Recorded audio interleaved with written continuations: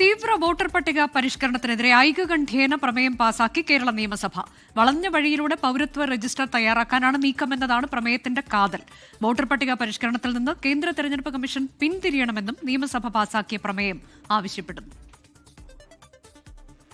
തീവ്ര വോട്ടർ പട്ടിക പരിഷ്കരണത്തിനെതിരായ സംസ്ഥാനത്തെ ഭരണ പ്രതിപക്ഷ മുന്നണികളുടെ വികാരമാണ് നിയമസഭ ഏകകണ്ഠമായി പാസാക്കിയ പ്രമേയത്തിലൂടെ പ്രതിഫലിച്ചത്.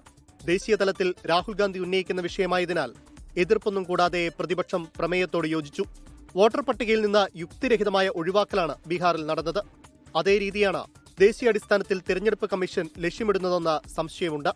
തെരഞ്ഞെടുപ്പ് പടിവാതിൽക്കൽ നിൽക്കെ കേരളം, തമിഴ്നാട്, ബംഗാൾ സംസ്ഥാനങ്ങളിൽ തിടുക്കപ്പെട്ട SIR കൊണ്ടുവരുന്നതിനെ നിഷ്കളങ്കമായി കാണാൻ കഴിയില്ലെന്ന് മുഖ്യമന്ത്രി അവതരിപ്പിച്ച പ്രമേയം ചൂണ്ടിക്കാട്ടി.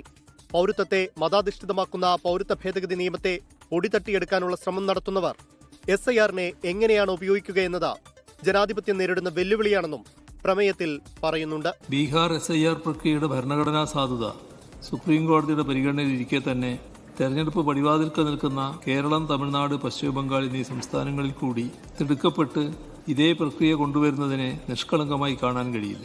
മുസ്ലിം ലീഗ് MLA-മാരായ N. ഷംസുദ്ദീൻ, നജീബ് കാന്തപുരം, കുറക്കോളി മൊയ്തീൻ, കോൺഗ്രസ് MLA-മാരായ PC വിഷ്ണുനാഥ്, T. സിദ്ദിഖ് എന്നിവർ പ്രമേയത്തിന്മേൽ ഭേദഗതികൾ അവതരിപ്പിച്ചു.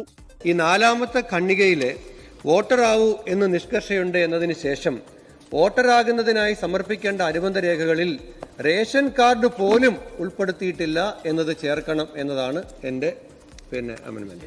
N. ഷംസുദ്ദീൻ അവതരിപ്പിച്ച 2 ഭേദഗതികൾ മുഖ്യമന്ത്രി അംഗീകരിച്ചു. പ്രതിപക്ഷത്തിന്റെ പൂർണ്ണ പിന്തുണയോടെയാണ് നിയമസഭ പ്രമേയം പാസാക്കിയത്. 24 തിരുവനന്തപുരം.